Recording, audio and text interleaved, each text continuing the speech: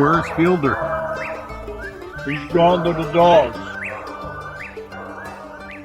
Welcome to the Gone to the Dogs podcast. Your host, Steve Fielder, here with you one more time. It's such a privilege for me to be able to visit with you on a weekly basis through this podcast. Normally, we would have a format of maybe a guest that would talk about competition hunting, pleasure hunting, training, maybe a famous dog of history or the present. This week, we're going to take a little bit different direction, and I'm titling this podcast, Gone to the Dogs for Survival. I want to bring to the microphone a guest from out in the state of Utah that is going through a particular situation right now that all houndsmen should be aware of. And I want to bring to the mic now Corey Huntsman. Welcome to the podcast, Corey. Thanks, Steve. I sure appreciate you taking a minute today and highlighting what we have going on clear over in Utah. Well, you know, it's a small world, and with this internet, it gets smaller every day. And when someone said there was a legislative battle going on out there, my ears perked up because, you know, I did that type of work. I actually was paid to do it by the registries that I worked for many years. But having been retired now for about 12 years, mean that I'm not still interested in it, and I don't realize the importance of any legislation that's going to impact our ability to free cast our hounds afield. Now, you've got a bill out there in Utah called HB469. Can you tell my listeners a little bit about that, Corey? You bet. So HB 469 was slipped through on our last hour of the legislative session on an unrelated bill. It was one legislator that just slipped it in, and his only comment for doing so was he wanted to clean up some trail camera language, and our lines have been on an increase, so he just wants to get that under control. And it passed 22-6 with literally no other discussion than that. And these changes will be the most radical management change in Utah for any animal in the last 56 years. And just to the point, if you like lions on the landscape or not, just to see that one legislator can make a change like this with absolutely no comment, no biology behind it. You know, our biologists should be making these recommendations that have the data that are educated in this, or that are on the mountain, not a legislator. And boy, we didn't see it coming. And that's I guess that's a lot. You could blame us for that quite a bit, for not being in the legislative circle. You mentioned that was your part of your career, and boy, we're sure lacking here, and that really opened our eyes up to see the importance for us to learn that world. Oh, absolutely. Well, as you mentioned that, it brings to mind, we fought a ballot initiative in Michigan. I was there for many years because the United Kennel Club, in which many of these hounds, I know you guys out west probably are not into the registered hounds as much as we are back east here, but working with the Michigan Hunting Dog Federation and the Michigan Bear Hunters, as I did for many years on their boards, we faced a ballot initiative called Proposition D, which would have stopped our hound hunting and overbait. You know, it was just precisely what you say. This one was brought to bear by a guy that was from out of state that owned property in the Upper Peninsula of Michigan. Some bear hunters, their dogs ran a bear across his property. His wife got upset. They enlisted the Fund for Animals and other anti-hunting organizations to gather the signatures to get this on the ballot. But what we did there was we countered with what we call Proposition G, and that was to take the control of the wildlife out of the hands of the legislature and put it in the hands of the experts. And I think this is just exactly why what's happened to you here in Utah is why that we fought so hard to get that proposal through. And we were able to do so by a vote of 60 to 40%. So that's interesting you say that. I mean, that seems like our obvious next step, and every sportsman, every tax-paying citizen should be in favor of that. How did you get the legislators to vote to take the power away from themselves? Well, actually, it was a ballot initiative, and we put that on the ballot, and the citizens of the state of Michigan made that decision. So basically, we took it out of the hands by the ballot box, and that is still in effect today. And we also did defeat the proposal that would have stopped our bear hunting with hounds. And I'll just throw this in here as for what it's worth item for you in your fight out there is that we were able to convince Michigan's 750,000 deer hunters, perhaps not all of them, but a great many of them, that this was not just a hound hunting issue. This was an issue that would impact hunting of all types because the domino effect. Once they get the foot in the door, they're never satisfied. So this was an animal rights-led thing, and I'm going to stick my neck out here a little bit. Good afternoon. Well, I just hit the button on my Apple Watch. If you heard Mickey Mouse on there, that's who that was. Welcome to the podcast, Mickey. But anyway, I kind of lost my train of thought there. But the whole idea was to convince all the hunters in the state of Michigan that when an anti-hunting bill is on the table, it's going to impact you, if not right now, down the road. So, but was there a strong animal rights influence behind the decision for the legislature to pass this bill? Was it something from the Western Wildlife Conservancy or something along that line? No, so this is actually we're fighting the opposite here. We've part of the association's goal is to build up a fund to fight the antis when they are at our door. But this one is our, pro deer hunting. In fact, the senator that passed this has a deer operation on his cattle ranch.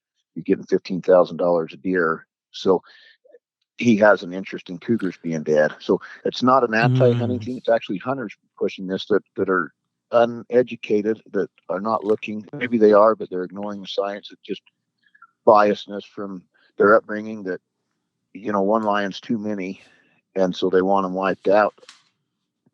But no, it's kind of the opposite fight than what we'd always thought we'd be fighting.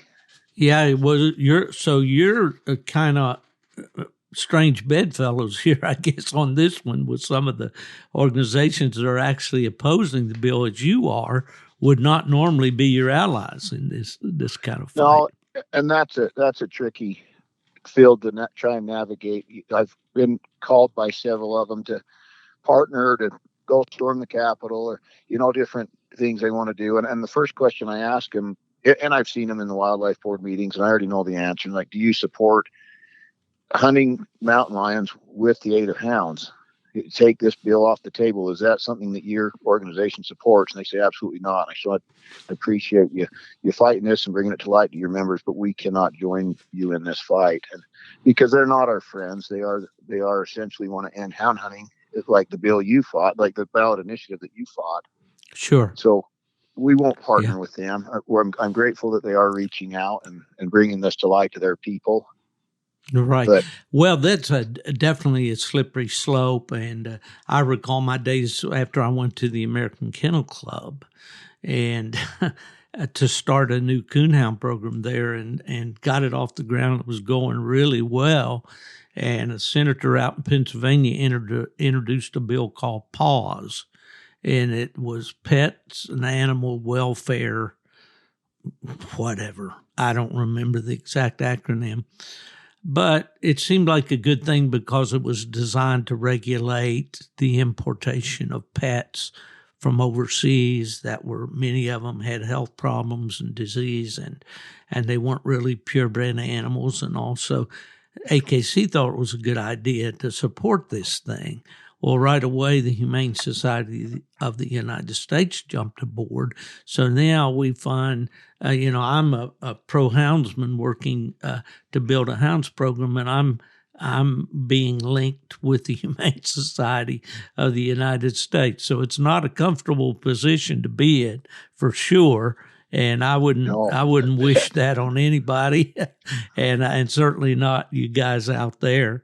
Well, so this thing, if I understand it right, it's passed the House and the Senate, and if I've got the vote right here, the Senate passed it 21-6, and the House passed 57-13, and now it's on the governor's desk, and not much time left, right? We've talked to the governor's office several times, not directly to the governor, but to his assistants, and they thought he would get to it sometime this week, but he has until I believe the 23rd to either sign, or it just goes into effect May 3rd, or hopefully veto. There's 567, somewhere close to that, bills that he has to go through. So, I mean, if you look at last year, there were 700 bills roughly, and I think he vetoed one. So odds aren't for us to get this vetoed. We've had a ton of people calling in, and not just hound hunters. We've had sportsmen that are concerned with the process, because if, like you said, once those legislators get a little taste of that power where they can just a flick of a pen and they can change wildlife laws to fit their narratives, what's to stop them to do deer or elk or whatever fits their agenda next? Yeah, it was pretty famous, the quote that was made, I've got a checkbook and I've got a pen. And unfortunately, that's the way a lot of things get passed, in this world that we live in. Well, what I would suggest that we do is get as much information as we can out over the airways. This podcast is being recorded on March 13th. That means my listeners are not going to hear it until March 20th. And that's only 3 days, as I understand, until he's due to sign or just let it float through. Is that correct? Yeah, that's correct. Yeah, it very well could be over by the time this is aired, but I think regardless, there's still an important message and lesson learned from this either way, that, for other sportsmen and houndsman organizations, especially we're kind of the minority, and it just goes to show that you have to be more proactive than reactive, or you're going to get walked all over, and you won't be able to protect your sport or your game management if you're not being proactive. And we thought we were in a pretty good place with our Division of Wildlife, our state game agency, and our public process goes through what we call a wildlife board, and we have a good relationship with them, and we thought we were set up pretty good, but boy, were we naive when it comes to the big boys in the legislature and the politics. Well, as I said, this has been very close to me throughout my working career, but unfortunately the average hounds person, there's Mickey again, the average person out there just wants to spend that precious leisure time that he has in the woods with his hounds, whether he's a bear hunter, coon hunter, lion hunter, whatever. But we simply have to stop and say, I have to do my due diligence here. I have to get involved. I have to join a club. I have to be, if I'm in Utah, I have to be a member of the Utah Houndsman Association. My dues, my name on the roster carries weight when you go into one of these fights. My good friend Mike Thorman over with the Michigan Hunting Dog Federation, he and I worked on many issues over the years. He said, Steve, it's not so important that your legislator's name as it is that he knows your name and he knows who you are. And maybe you picked up the phone, called and said, hey, I live in within the realm of your consistency, continuance. What's the word I want? I am one of your voters.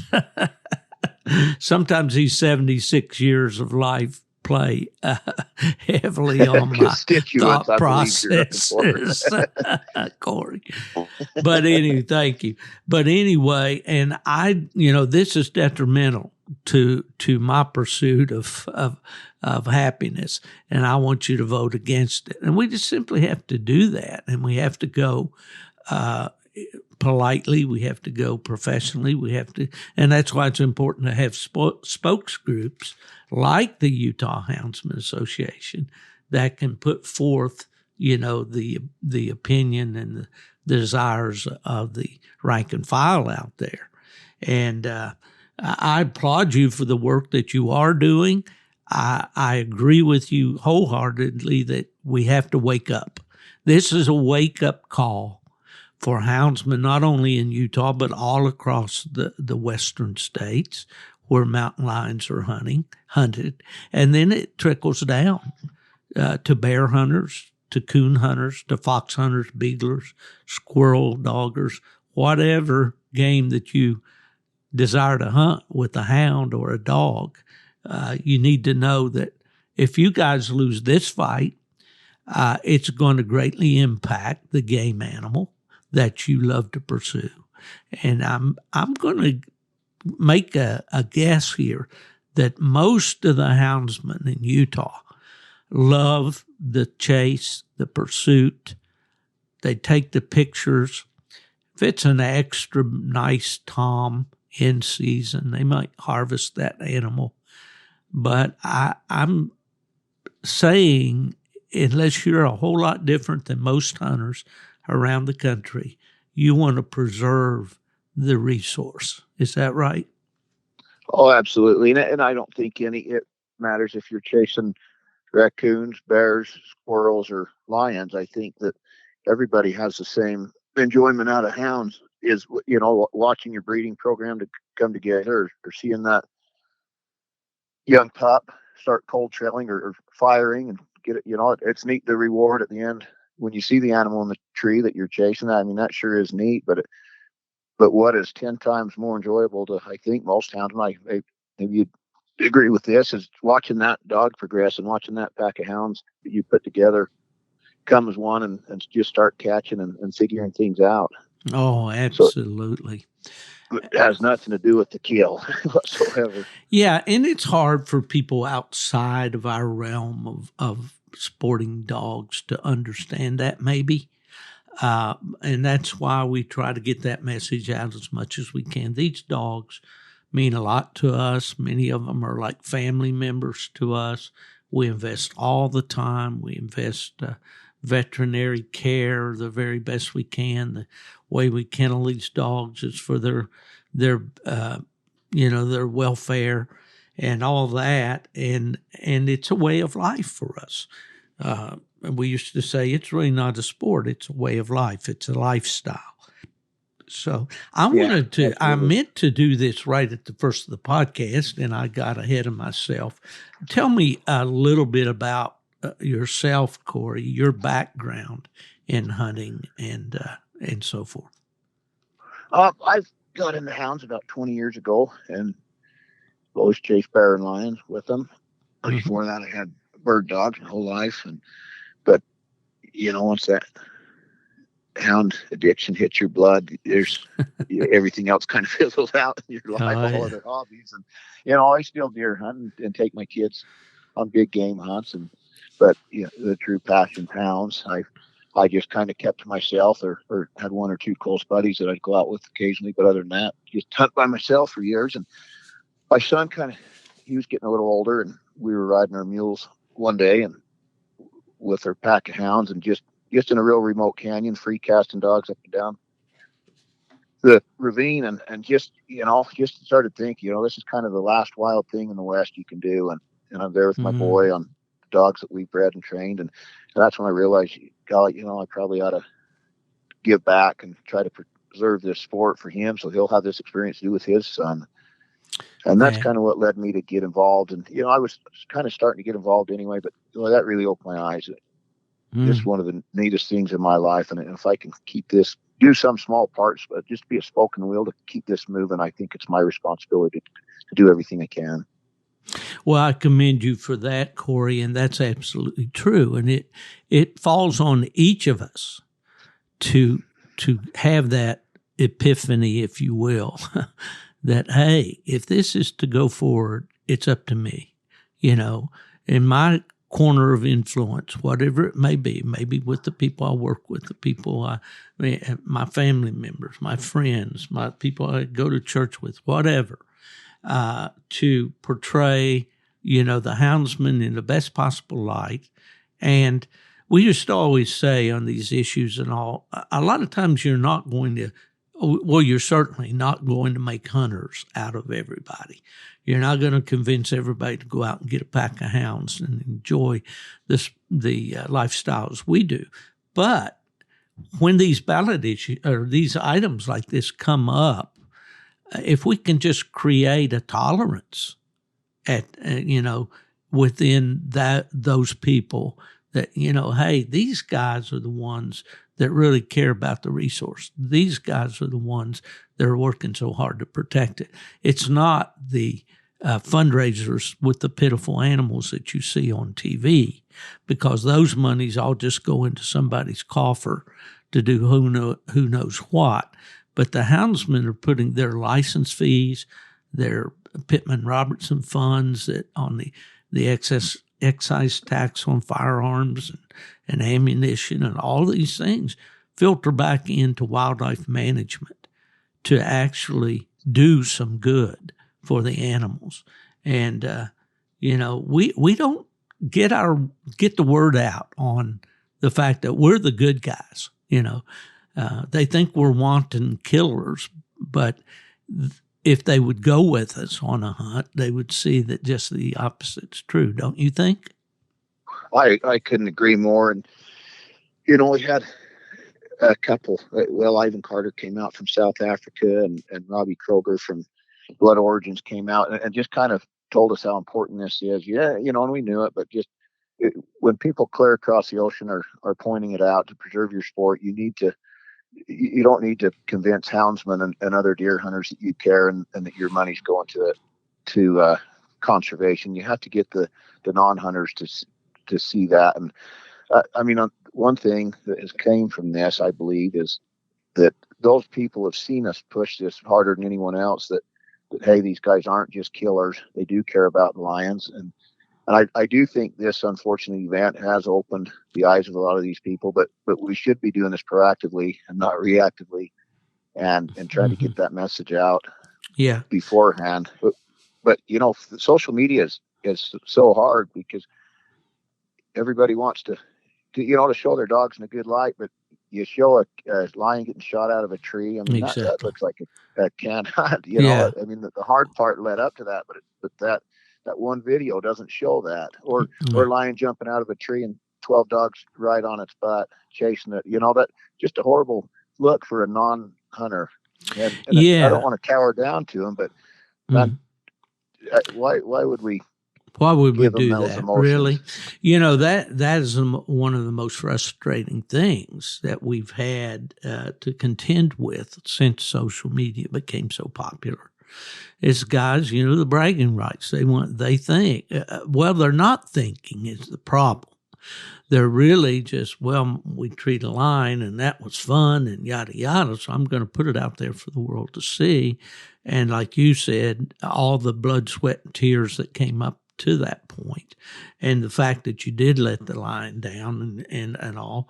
But yeah, without, giving our enemies any more ammunition to use against us, I won't get into details, but we got to use our heads before we post something up on the internet, because it's going to be there forever.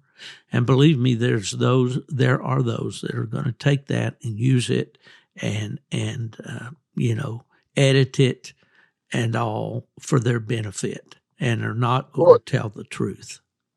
Absolutely. And what we're dealing with on this side is something that we never thought we would, but even people that are pro killing lions, that want lions dead, are using our videos to say, look, the houndsmen are catching them and letting them go. They're not an effective tool. We need to allow trapping.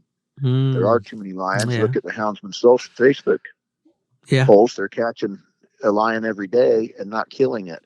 And so that's getting used against us too. So I don't know what the answer is. Post a bunch of boring cold trailing dogs. I mean, cold trailing's interesting for me to watch, but not the regular non-houndsman. Yeah, so well, I don't know the answer there. We're in a catch-22 on that one for sure. And, damned if we do and damned if we don't. My friend Brett Vaughn, born 100 years too late, his YouTube videos, I love Brett and I love to watch his videos, but man, that's a lot of trailing. That's a lot of meticulous work. Yeah. To be honest with you. Well, say again?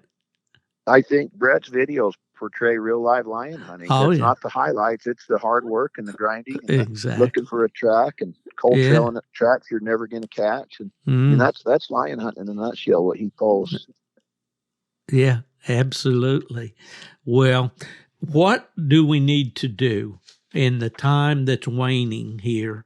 I think we'll have a few days, 2 or 3, hopefully, if the governor doesn't jump the gun on us, to get people involved, as you said. Who can we call? What are the numbers so that someone listening here, and we'll try to get them into the show notes so that it'll be available online. The phone number for the governor's office, and you'll most likely get a recording, which is okay. Leave a voicemail if you would, and just oppose House Bill 469. And our concern is the process, that the biologists should be making these decisions, not legislators. And that number is 801-538-1000. And I have a link, but give us that too as well, Corey. On the link. Yeah, okay, well, if you send me a text on that, and I'll get that posted up as well. And you make an excellent point there.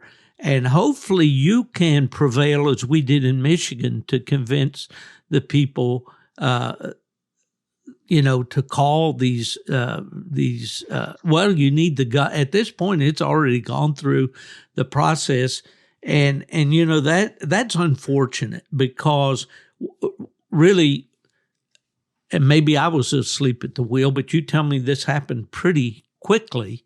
The time for dealing with these sort of things, and this is not any kind of a criticism of what you guys are doing, but I've often said this: anytime there is a town council meeting, a county commission meeting, whatever you call your forms of local government out there across the country, or especially a legislative committee meeting, when something like this rears its head, that's the time, to get on it, as we say in the South, like a chicken on a June bug, and start calling those legislators and all. And my encouragement to the hunters in Utah is, don't let this happen again.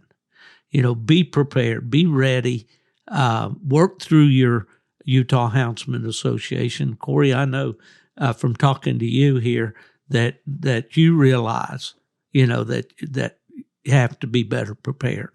Am I being too hard on you? No, I mean, this was obvious that we were caught off guard by this, and your advice is very much appreciated, especially with your background. in this type of thing. And well, I'm it's with you, something we will brother. steer the club I'm in. definitely not a critic, that's for sure. But I'm just trying to convince, hopefully, the people that are listening. And I'm told by the folks at DU Hunting Supply that I have a good audience out that way, and I'm thankful for that. And I know that probably there are some coon hunters out there, but not a lot. But we're all brothers in the fight, And so, well, is there anything that we haven't covered, Corey, that you think we ought to address here? I think we summed it up pretty good, Chris. Or Steve, I'm sorry. No, that's Chris, fine. a couple of days ago. I think we summed it up pretty good. I really appreciate you bringing this to light, and I hope that if nothing else, the other hound associations across the country can learn from our downfalls on this and be a bit more proactive and prepared for this type of legislation attack. Well, absolutely. And to those of you in Utah and across the country that want to be supportive of this, you need to call the office of Utah Governor Spencer Cox. And that number, once again, is 801-538-1000. And tell him that you do not support House Bill 469 and that you do support keeping the regulations and the wildlife decisions in the hands of the experts and not in the legislature. And hopefully I'll get to talk to you again, Corey, and you'll have good news for me. Oh, I'm hoping it'll take a miracle, but I hope that's the case for sure. Well, miracles happen. We didn't think that we could beat a ballot initiative. They told us it was akin to electing a governor when we took on this fight in Michigan. And I will say, I'll jump in here just a little bit and say, these things don't happen without support. You need to support your association. You need to, if you have any extra pennies laying around, you need to put them into the organizations that are doing the most good for you. That ballot initiative in Michigan cost almost $2 million to defeat. Really? But it was interesting, and I've told this story before, and I'll squeeze it in right here just as encouragement. The organizations like Sportsman's Alliance wanted to help, but they said, you've got to have some earnest money. You've got to prove that you can raise some funds on your own before we can come in and help you. So there are some guys sitting around a garage up in the UP of Michigan, the Upper Peninsula. And one of them said, really, we got to beat this thing. It's a bad deal. One of them said, well, I've got 5 acres of land that I'll donate. And somebody else said, hey, I will donate one of these prefab cabin packages. Okay? Everybody in Michigan that lives below the bridge in the lower part believes in a mystical place called Up North. They all flock to northern Michigan to deer hunt, for recreation and all. They simply call it going up north. So he'd say, if we could raffle off a cabin in Michigan's UP, another guy steps forward and says, well, I've got a construction crew, so I'll build this cabin. All right. So they sold chances or raffled that cabin for $5 a chance and raised $1.1 million out of that 200. Out of that 2 million. They raised $1.1 million in $5 raffle tickets. So, that's unreal. It is. That's what we said, but we were so thankful for it. So it is possible, guys. There's strength in numbers. It can be done. And just get behind these guys out here, this Utah Houndsman Association and their president, Corey, and Huntsman and everybody that's walking the walk and talking the talk out there to try to keep your hounds in the woods. Corey, I am so thankful for the opportunity to speak to you today. We've been at it about 35 minutes, and if you have anything else you'd like to add, we can do that right now.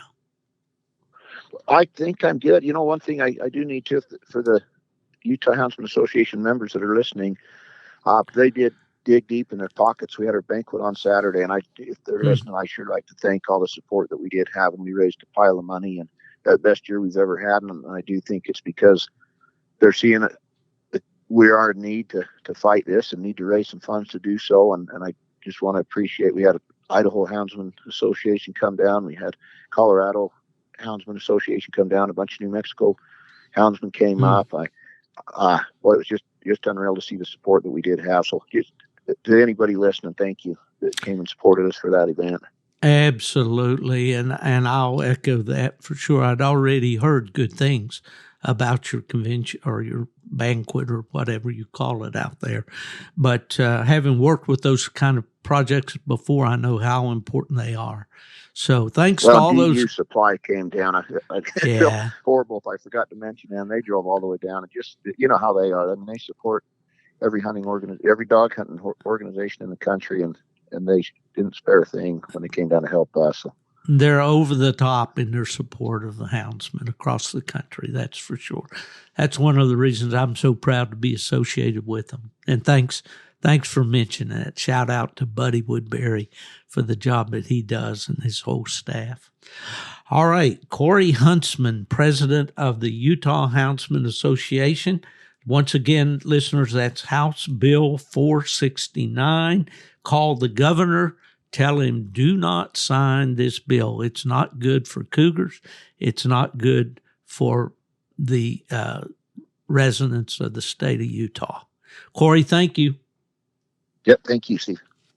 Well, we certainly appreciate the opportunity to talk with Corey Huntsman with the Utah Houndsmen, those guys facing this House Bill 469 out there. And if you're listening, as we said in the first segment of the podcast, get in touch with the governor's office, the numbers there, and express your displeasure with the bill and urge the governor not to sign that sucker. Because it's not good for cougars. It's not good for houndsmen that like to run them and tree them and photograph them and whatever. But as I talked to Corey today, immediately a lot of things that we discussed reminded me of my days back in Michigan when I was quite active working on hound-related issues with my buddy up there, Mike Thorman, with the Michigan Hunting Dog Federation. So what I've done is I've managed to get a long-distance call all the way from Florida up there to actually in the lower peninsula of Michigan. Is that right, Mike? Yeah. Actually, I'm two spots right now. I'm Lapeer County, which is, 40 miles north of Detroit. That's where my farm is. I'm selling it. But I do most of my running anymore up along the Sable River, Mayo, that area. Yeah, I had some good hare running up there one time, went up and don't even remember who I went with. I didn't have any dogs that had ever been on hare. I did have some beagles at the time. But Mike, for my listeners that may not have heard the earlier podcast that we have and all, give me a little bit of bio there. What you do for Michigan Hunting Dog Federation, some of the hats you wear up that way, and a little bit of background, would you? I will. Well, at first I ought to say I had a really good teacher for all you people. He mentions when he was in Michigan. He and a fellow named Dr. Stinson and Bill Walker, they were awful good coaches to learn how to do this. I'd have never been able to succeed without them. But that's just a fact. But what we do, the Michigan Hunting Dog Federation, we represent all the major dog hunting groups, but we also represent the purebred dog people and the beaglers, and we represent about 45 to 50, depending on the month and who's paid their dues, dog organizations in Lansing. And we think it's important that it just not be a hound group. It's all dogs. I don't care if you're a poodle or a plot hound. It makes no difference to us. We advocate on your behalf. And we monitor every single piece of legislation that has anything to do with hunting or trespass or land use. We've gotten quite a bit of that lately. We just watch out for anything that might affect our sport. Well, Mike, when I was talking to Corey Huntsman, I went back and pulled out an old, probably cliche that I use so many times, that anytime there's a town council, county commission meeting, a legislative committee hearing, there's always the opportunity for somebody to present an ordinance or regulation or a bill that could put us out of business. And without watchdog groups like your Michigan Hunting Dog Federation and the other ones that you're associated with, it can get scary. And when I was talking to Corey, he right up front admitted, and it's no indictment against him and his association, but they just weren't ready for this House Bill 469. And, he wants to be, and certainly should anything like this come down the road in the future. I know that you guys in Michigan are probably as well prepared as any state that I know of, because you have some strong organizations there, don't you? Yes, we do. We got the biggest ones are the UP Bear Houndsman, and then there's the Michigan Bear Hunting Association. We're pretty big now, but we also represent the Michigan State Coon Hunters and the Michigan State Fox Hunters, and we cover the ground there. And the thing about being ready is I hear that all the time. Society's changing so quickly around us that it's very easy to be not ready. And here in Michigan, we're very lucky that we had some people like you and Dr. Stinson and Bill Walker that led the way to being ready. And we've expanded on it, hopefully. Like I say, we watch every bill, every one. There's a bill about to be dropped in Michigan right now that's illegal to sell a dog in the state of Michigan. Oh, really? There's another one where I beat this next one 4 or 5 times. That it's a big, long one. Your dog can't be outside if it's below 32 or above 80 for more than 15 minutes. See, these anti-hunters aren't stupid. But if people say, well, that's stupid. A dog can't be left alone in a motor vehicle. Now, everybody thinks of that poor little dog, lap dog, being left while somebody's in the mall shopping when it's 90 degrees. We don't want that. Nobody loves dogs any more than we do. Us hunters that use dogs, they're more than just a dog. They're our friends, our companions. But what they'll do is they'll get that passed. What hunter hasn't left his vehicle and left a dog in there? We're not talking inside with the windows rolled up, in a dog box or a crate in the back of an SUV or something. Grouse hunters, everybody does that. And the antis know that. If they could get that law passed, ooh, baby, that would make it real difficult to go to a bear tree and leave a couple dogs behind. They're not stupid. Yeah. Gotta be ready. Well, that's the thing that I learned over the years, or I learned a few things. And that was, these bills and proposals, whatever you want to call them, there's always a hidden agenda in there. There's always, you got to peel back the layers of these things. Exactly. And in my work that I did for many years, dealing with disputes at clubs and competitions and all that kind of stuff, I learned to be very wary of, I used to say when guys would come in after a hunt and some guy would corner me and he'd say, things didn't happen the way they should have last night on that cast, and here's why, and yada, yada, yada, yada. And I'd listen to that story and I'd say, well, if everything happened exactly the way you say, okay, then I would have acted in this way. I think the rules cover it in this way.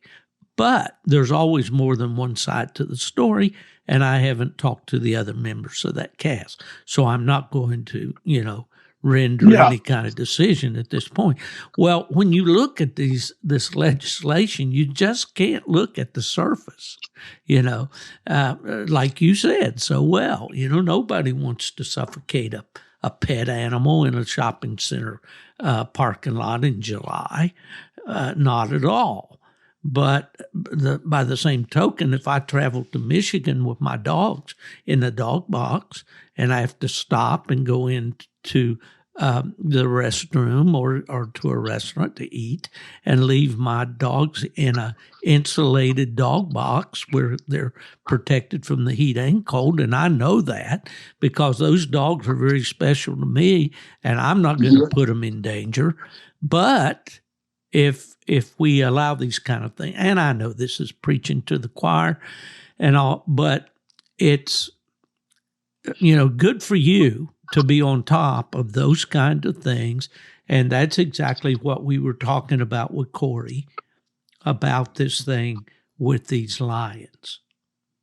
Well, lots and lots of states aren't organized, and I don't belittle them for it because things are changing so fast in our society that they may never felt the need to be organized, and they get caught a little bit. And you got to applaud them for catching up. I was just going to say that, Mike.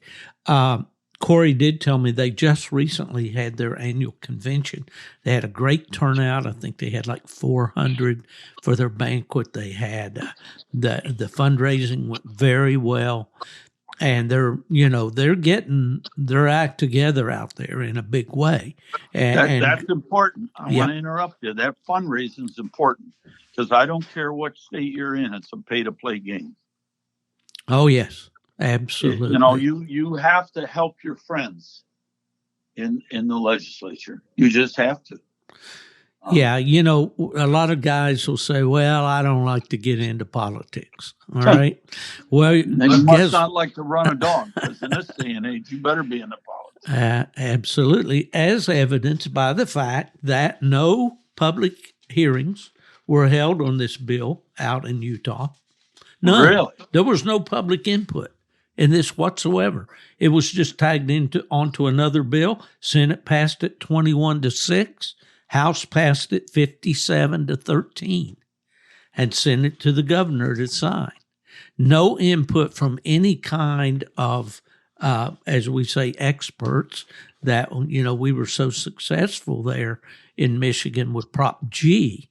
At the same time, we were defeating Proposition D, which would have taken away our hunting with hounds and bait hunting. And at the same time that was happening, and you can remember, Dr. Stinson got us a room over at the university, and we talked. There was an organization here in the state that wanted to make it, if your dog trespassed, you trespassed. Oh, yeah. You remember that? And, yes. It wasn't nonsense. I mean, it was $1,200 fine. Mm-hmm. You drove a truck there. They took your truck and everything.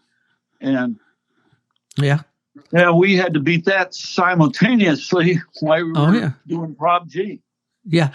Well, if we can walk down memory lane just for a minute, back when I first started. That's what we're doing. When I first started out, there had been the fight to ban tracking collars, recovery collars in Michigan. Yeah. There was the issues we combated with snares. We were into that, as you mentioned, the recreational trespass laws. Man, that was a sticky one because, we could have really basically lost everything on that one. And so, but it's interesting, Mike, and I'll confess something here today. Everybody knows I'm over the hill. I'm 76 years old, soon be 77 this fall. Oh, my God, that means I only got 3 months to being over the hill? That's terrible. But anyway, when I talked with Corey Huntsman today, and, I begin to feel that old fire burning a little bit again, because really, for those of you out there that may be listening to us today, and my friends at W Hunting Supply tell me that my audience is growing and it's doing very well, and I'm very thankful to those that take time to listen each week. But if you're listening to these words and you feel that little bit of fire or that little bit of feeling that there's an injustice being done here against, all things that you hold dear, then get involved by all means. Search out if it's just your local club, hound club or bird dog club or beagle club or a conservation club where you shoot trap and go fishing, whatever it is. Get involved and get your name on a roll so that we can count your name when we go to these people and say, look, we've got these numbers of members and people who are opposed to what you're trying to do to us. You agree? That's right. The Hunting Dog Federation, we only charge $20 a year for a membership, and we do that for a reason. And that includes your wife, too. That way, when I go to Lansing, I can say, we have X amount of members. The numbers on the member list are more important than the money. We'll have fundraisers, 52 gun raffles. We got a big banquet coming up, and we have fundraisers. But I think it's important to emphasize here, as you get going, you just don't fall off the turnip truck and start affecting legislation. Get yourself involved. Know who your own personal legislator is in your area. Try to get involved. Go to some we have an NRC meeting here. They meet second Tuesday of every month. And that's the Natural Resources Commission. Natural Resource Committee. Yeah.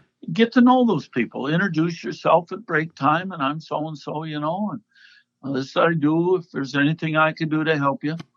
And get to know those people so you have their phone numbers, their private phone numbers. And then do the same thing with your own legislator. Stop. Whoever you're in here, we have a Senate and a House, and whoever is your senator and your House rep, get to know them.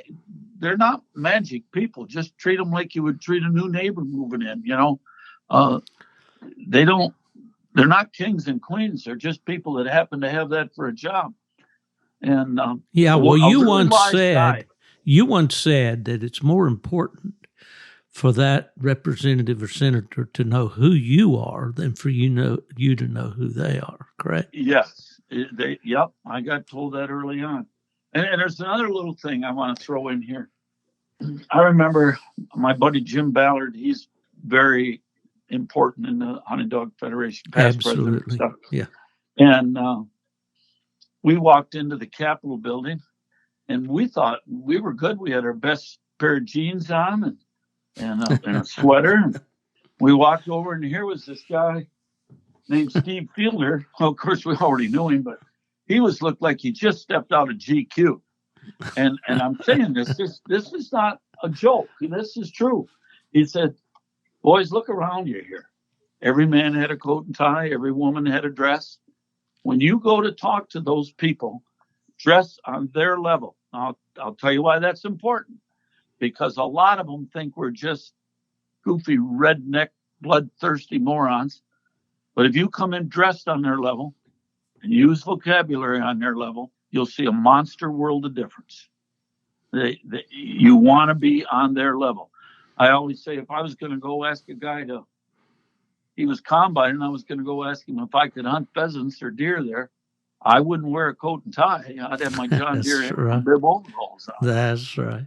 Right. But that's an important little thing. You got to make them think that you are on the ball and you know what you're doing, and it's just that first impression. And very, very, very important. It was. Yeah. I learned that from you. There's no question about it. So anyway, it's important to not just wait until you have a problem. Steve says, get to know your county people. We comp tickets to our banquet to our county commissioner or two, and get to know those and get to know your legislators. They all hold coffee things in their district. You don't have to go to the Capitol to talk to them, but don't just show up when you got a problem. And that's what everybody's learning.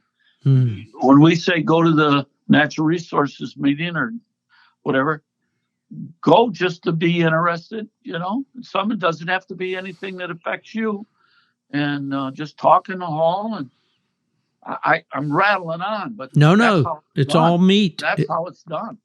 It's all meat, Mike. You get it. You want to build a name for yourself. You don't want to ever embellish or lie. If you know it's 10, say it's 10. Don't say it's 15, because I got taught that by Dr. Stinson.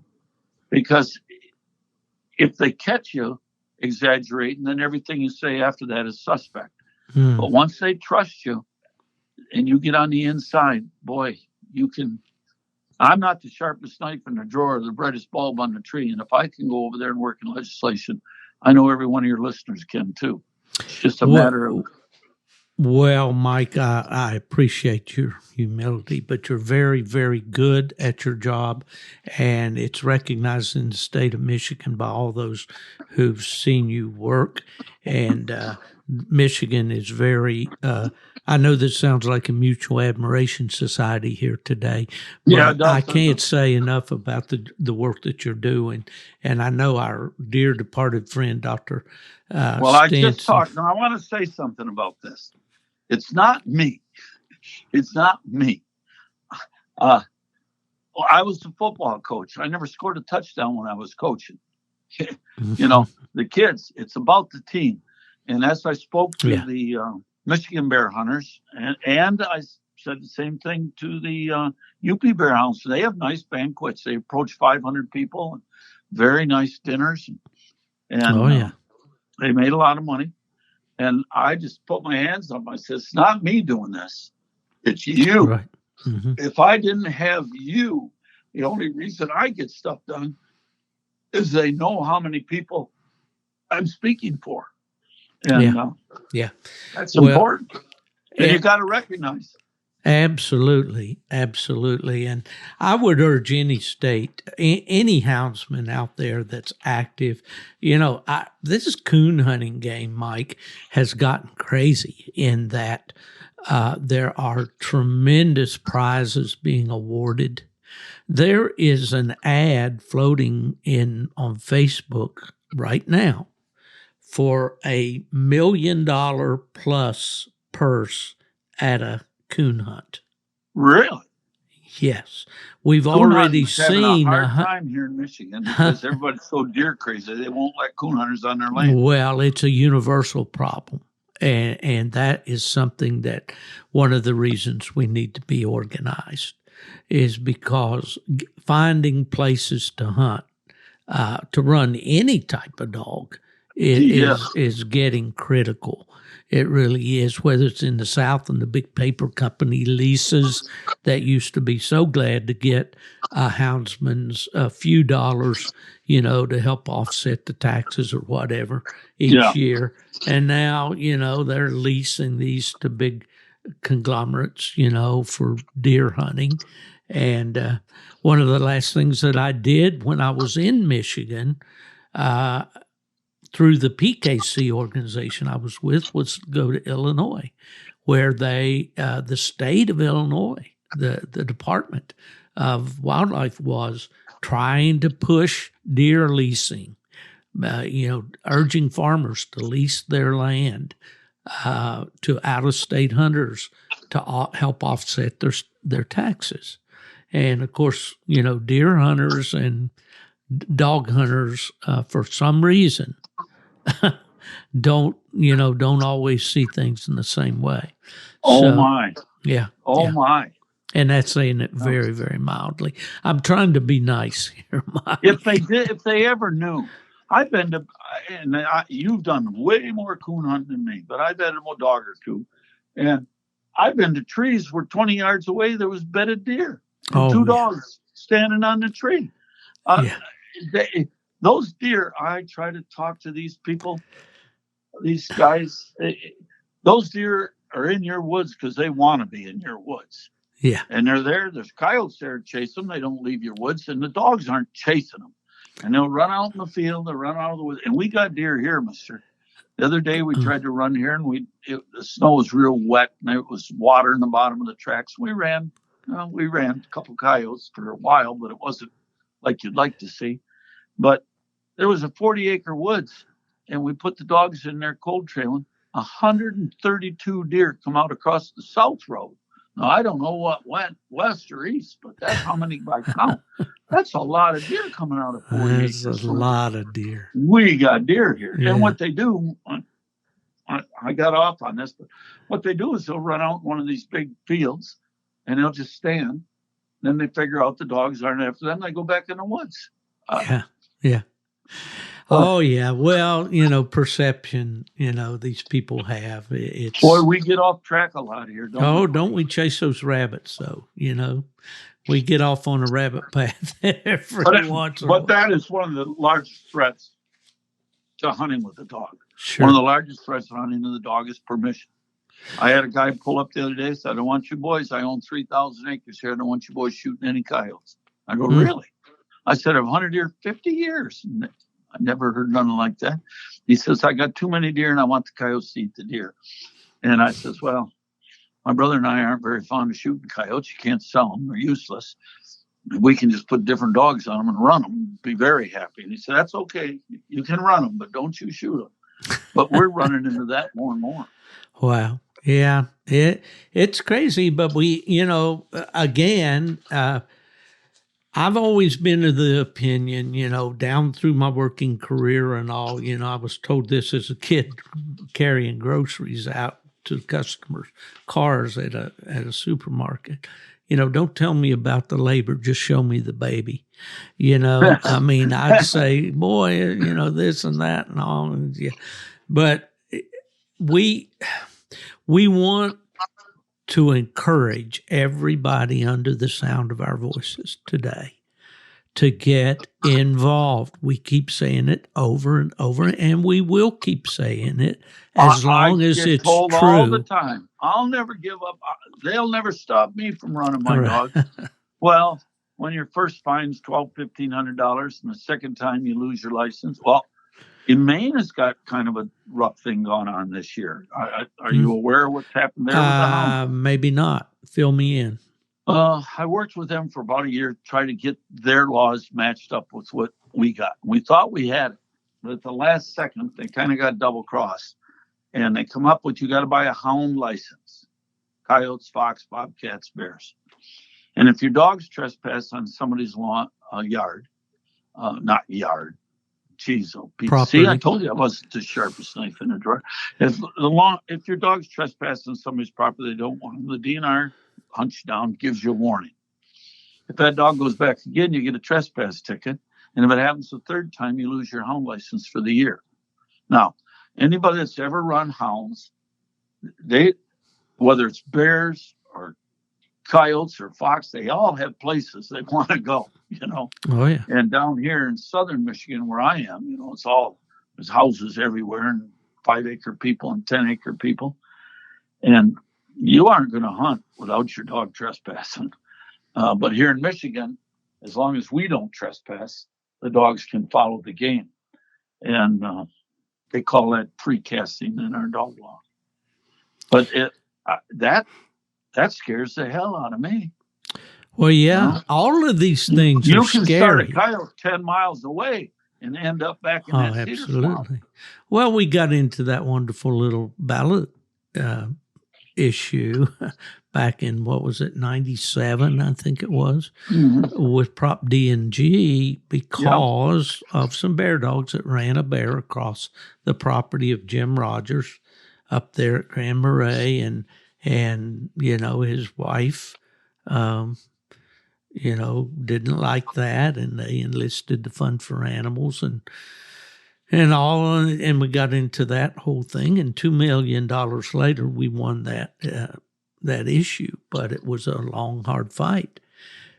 So, all these things matter. I smell it coming again here in Michigan. I do really you do. Really?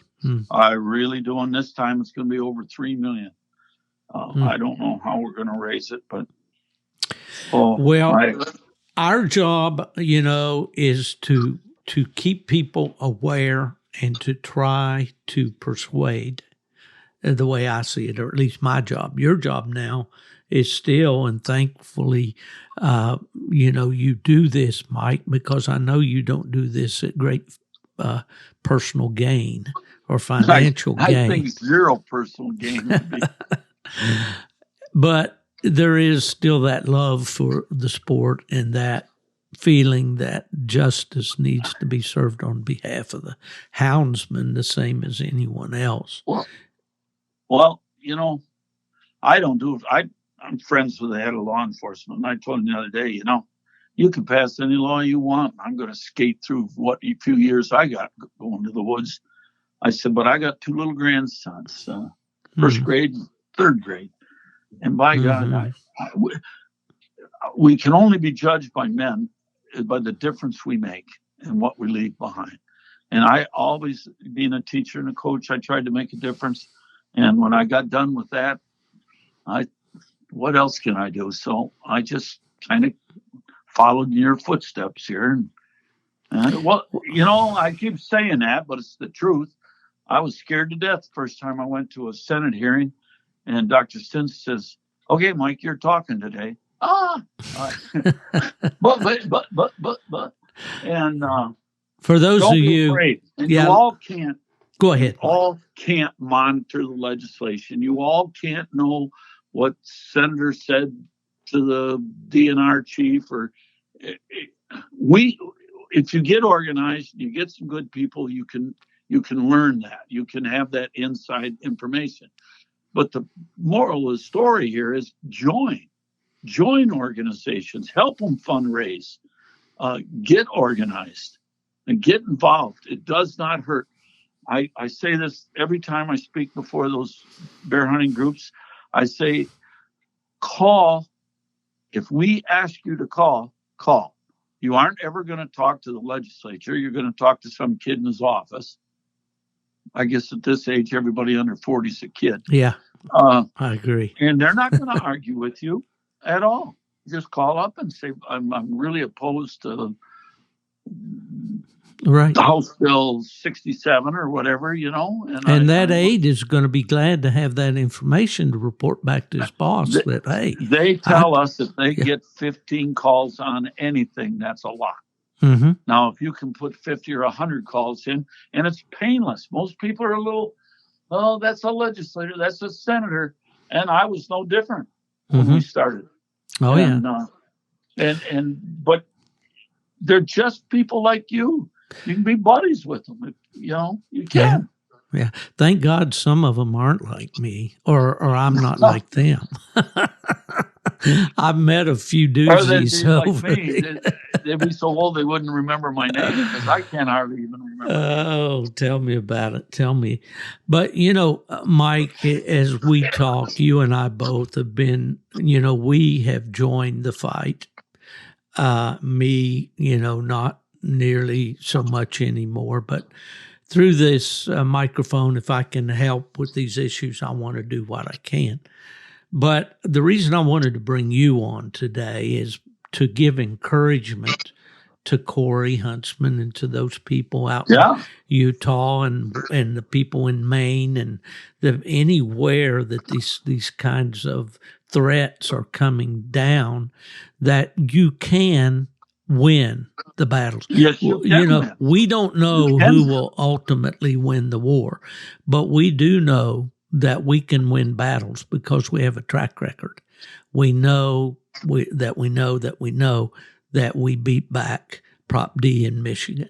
We know that we beat back the attempt to outlaw recovery collars.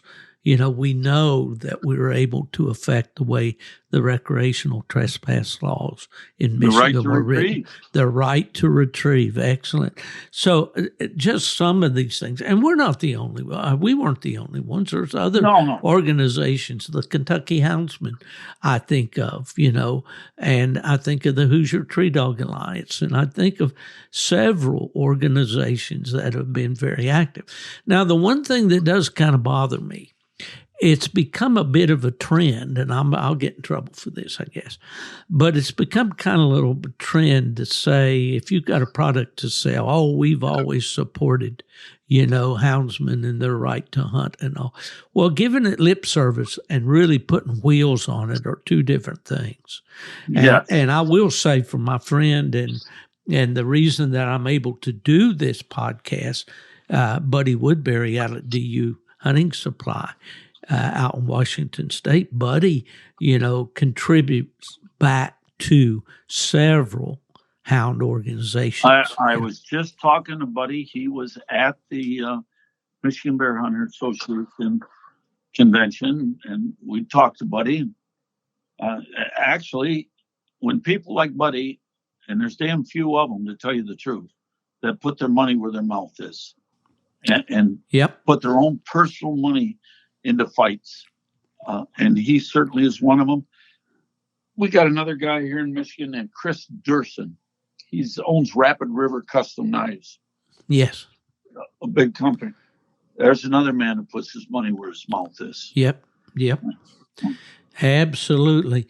Mike, give me a little bit of the temperature of things up there. You went to UP Bear Houndsman, you went to Michigan Bear Hunters, and you have the Hunting Dog Federation banquet coming up.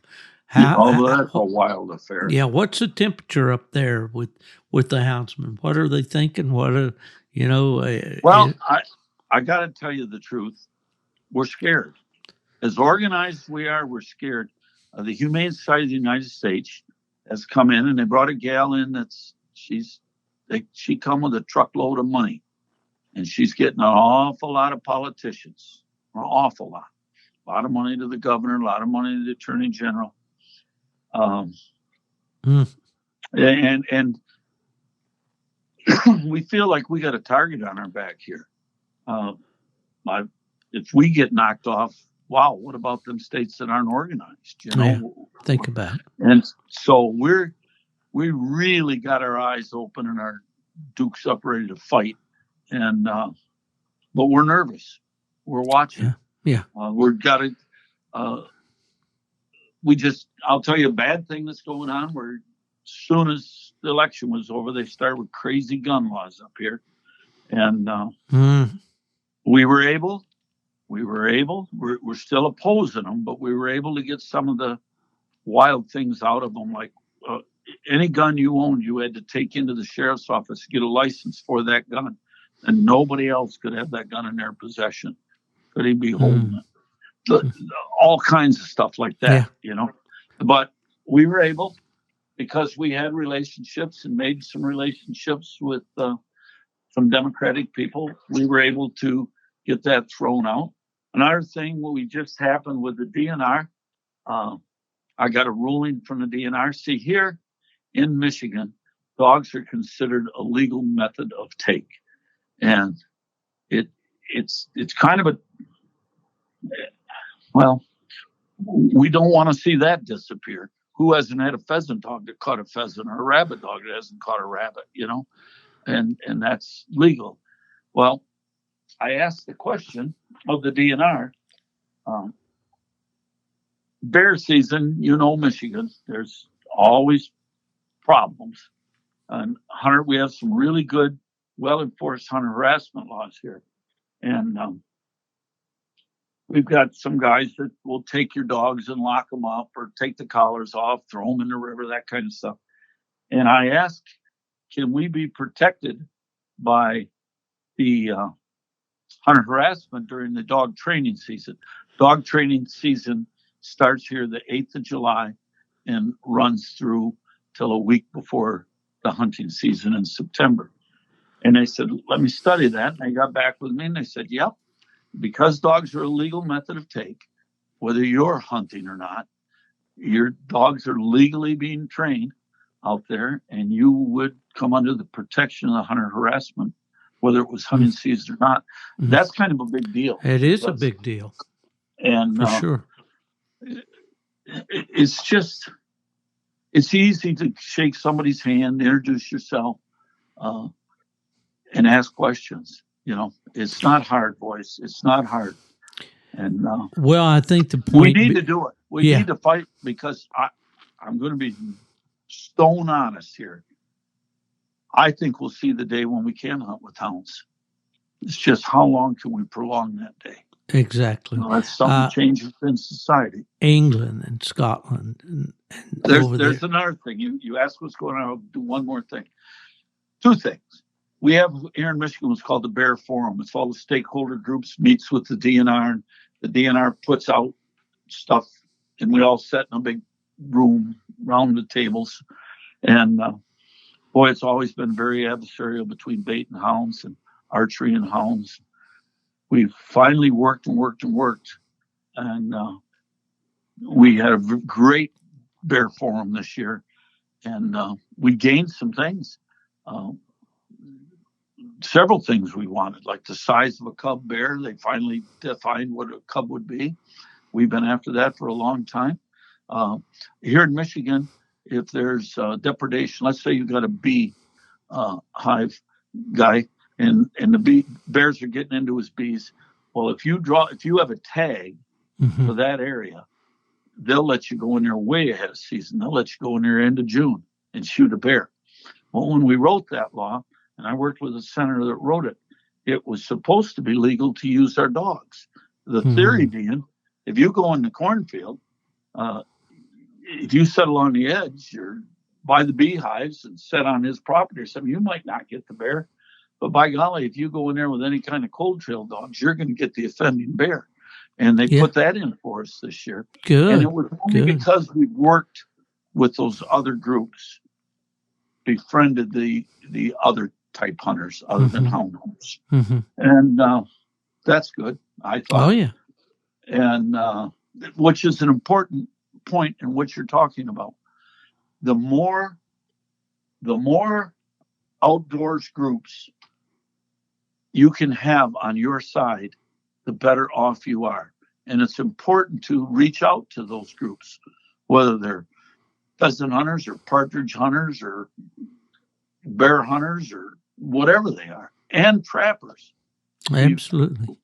We butted heads with the trappers over snares here, but that all went away, and now we're working we help them, and good, and they help us now. Good.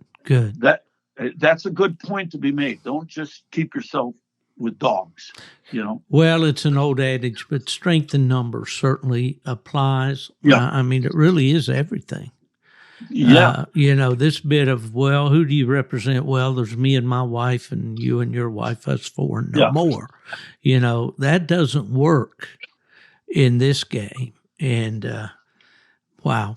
Well, Mike. And there's one last thing. Yes. That has become problematic here in Michigan, and I've been working behind the scenes as much as I could, which the predator hunting contests and the coon hunting contests and the pile of dead animals. Now, we have the head of the Natural Resources Committee in the House and in the Senate, and every animal rights organization is showing these pictures off of a big pile of dead coyotes and killing contests, they're calling them.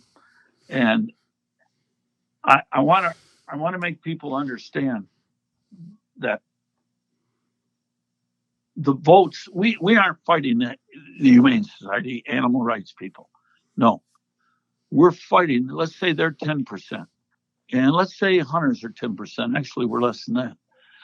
But we'll just say for purposes here, we're 10% and they're 10%. We're not fighting that. You're not ever going to convince their 10%. You're fighting for that 80% in the middle that live in the city and always. vote that doesn't know anything. Always. Yep. And they don't understand. I had a gentleman I won't say his name, but he called me up. He said, Mike, this big pile of coyotes here, what do they do? Throw them all in the dumpster? How do they kill so many coyotes? And oh my goodness, I explained to him this. I said, listen, them boys would have killed all them coyotes on that weekend anyway. That's what they do. They aren't just killing coyotes 10 miles around where that club is that's having it. They're killing coyotes all over the state. The same amount of coyotes would have been killed no matter what. They aren't killing extra. You might notice that all them contests are when the fur is prime. Same way with coons. And, what do they do? Throw them away? I said, no, the big ones will have a fur buyer right there. And a lot of guys take theirs and tan them and sell them as tanned hides or make a coat for their wife or their daughter or whatever. And I said, all that's utilized. And the moral of the story is, if there wasn't a pile of 60 coyotes laying there heaped up, the other side wouldn't have anything to show anybody to fight us with. Right. They wouldn't even know. They would not ever even know. Yeah. And I was, I got involved in a little bit of that kind of thing way back when live bear bays were the thing in this, especially in certain areas of the country. And I said, guys, we just simply cannot reduce our sport. We know that bear hunting is a very vigorous sport. It takes place in big country. It's rough. It requires athletes to if you do it like Bill Walker used to always talk about running with the dogs. I bear hunted all my life. I never ran with the dogs. If I'd taken him to hell running with my dogs. I took him to if I'd have taken Bill, and I loved Bill dearly, if I could have taken him to Southern West Virginia, I'd have broke him of that running with the dogs in not very long time. But anyway, my point, I guess, is that we can't reduce the great sport of using hunting dogs to a 30-second contest that's on display for the entertainment of a few people. Because those, just as you said, those people that want to do us harm are going to do us harm by taking films and editing them to their advantage and using them against us. So, and that's another sermon for another day about, what we post on social media. Everything we do, if I could leave us with the final thing, and I said this speaking in both of those big conventions, everything you do, how you drive, how you greet other people in the woods, how you handle your dogs, we are by far in the minority. We're not 1% of the whole population of America. And we have to have our best foot forward all the time for our image. It didn't used to be that. I'm telling you, I was raised by some rough hombres, and they didn't get kicked off of many places and more likely sent the guy back to his porch. But that has changed. That has all changed. I don't care where you are in the country. Look out for your image. I wrote an article and just shipped it the other day to American Cooner magazine called, how original here, The Lone Ranger. Okay. And I had a lot of fun going back and talking about my experience with that TV show as a kid and all of that stuff and the parallels and all. But, we want our dogs now. It's a fashion in coon hunting to have what we call the deep and lonely dog, the dog that's out there by himself a mile away from the other dogs and all. But we can't afford to be lone rangers. We can't hide behind a mask. We can't pass out silver bullets as we ride off in the sunset. We have to be out front, up front, and as you say, we have to put forward the best front that we can to the general public. And there's another thing I just thought to while you were saying that. This goes to the Lone Rangers. The Hunting Dog Federation doesn't go to Lansing and do anything. They go there in conjunction with all the other major groups. And if somebody else shows up with the bear hunters or the UP bear houndsmen or the fox hunters or Jim Whale with the coon hunters, they all sing the same words to the song. We talk and we get what we're going to say and how we're going to combat this or promote this. And then we all say the same thing. It's a kiss of death. If I go there and say something and then Joe Hudson, who never would, this is just a fictitious example, and Joe Hudson come and said a little bit different, that gives a crack for all them legislators to say, well, they don't agree on that, so I don't need to vote on that. They disagree. You get all your groups in your state all set down and where you're at and present a united front. That is extremely important. And it requires work. Well, it certainly does, Mike. And this is exactly why I wanted you to come on with me today, buddy, to give encouragement. Right now, immediately, it's the houndsman in Utah. It's the houndsman in Maine. But, you know, might be the houndsman in Michigan coming up. It may be. Never know. Or in Florida or anywhere that we choose to hunt with dogs. We've got to, I hope, guys, as you listen to this today, you don't feel like, you know, that we've been preaching fire and brimstone down on your head. But yet we come in a spirit of giving, you know, to try to give to you what we've learned that works over the years and to encourage you and wherever you are, whatever you hunt. Steve, I can stick up for the guys a lot. Just the average hunter, I can stick up for them because once you get organized, you hear about a bill that's going to maybe be dropped, a bill they're writing, and you go in and sit down with the legislators that are sponsoring it. And generally, you can have it changed to something you can live with, or maybe you can stop it altogether. But then you don't go brag about that. You don't go telling everybody. So the hunters never realize, I don't know. I bet you we took action on 20-some pieces of legislation last year. Serious action. But the general public don't hear about it because if a legislator puts something in the basement for you, doesn't give it a committee hearing, you don't publicize that. Yeah, but that's a win for sure. And a point very well taken. Mike, do you believe we've been talking for an hour now? It seems like when I'm we only get good together, at talking, so that's what I do, Steve. You got to be careful. Well, we're close to an hour. I guess these old eyes didn't read those little numbers as easily, but close to an hour. And hey, buddy, I do appreciate. Just tell me a little bit about what you're doing up there since you've moved up north. Did you have a good time with the hounds this fall and winter? No, it was really bad winter up there. Well, I guess I'm goofy, but I run bears and coyotes with the same hounds. I never let them run coyotes on bare ground in their whole life. And I never let them run bears if we find a track and there's snow, which we do in the spring and fall all the time. And for some reason, they figure that out, and I don't really have problems. So snow was an issue. We didn't have any snow, no snow. Then we got a big old snow 3/4 of the way to your knee, and then it rained on it and crusted it. Ripped it to shreds, you know. Yeah, that's the worst. So we've had a real tough time with snow this year. Real tough time. I'll be darned. Well, I hate to tell you, but you go whenever you can go. That's why I moved up there. I don't have many years to be in the woods anyway. I'm going to go every day I can. Well, that's right. You know, a friend of mine in West Virginia told me one day, he said, Steve, we're standing in the checkout line. And I've used Yeah. that line a lot of times on this podcast. But hey, I'm going to enjoy it as long as I can. It's good to see that you are too.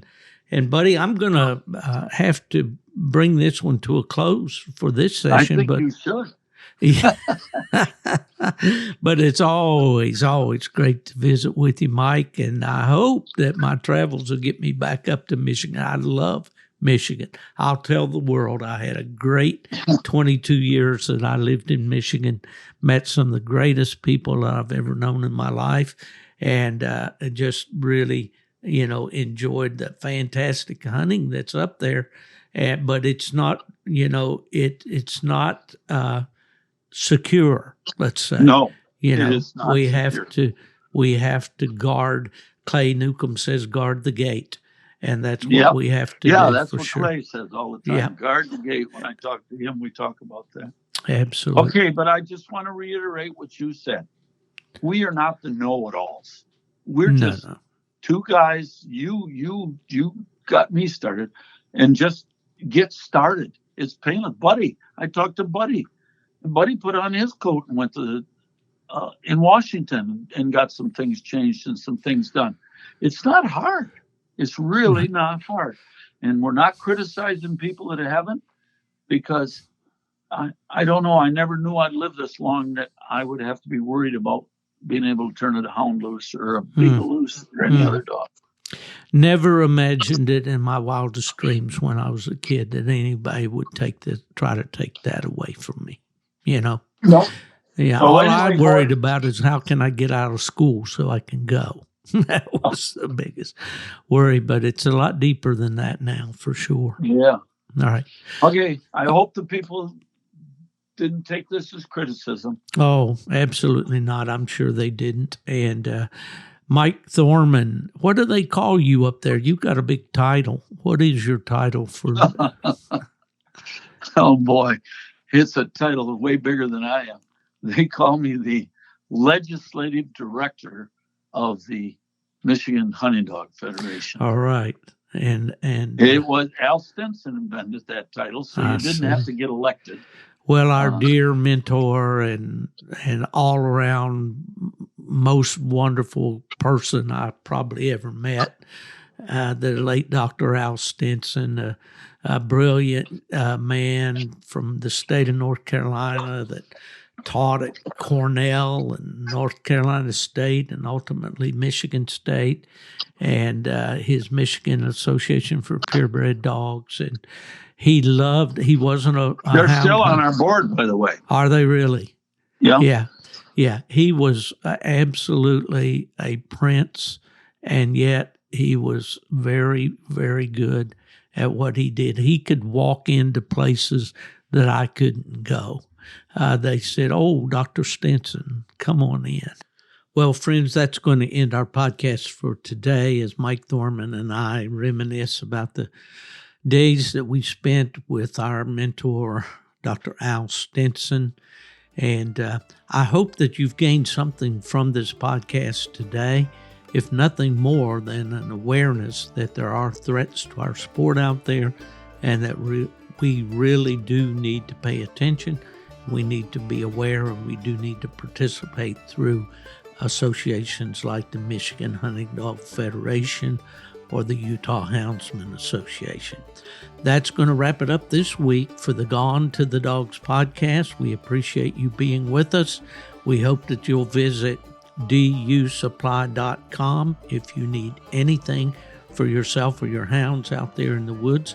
And until next week, if someone asks you, "Where's Steve Fielder?" just tell them he's gone to the dogs.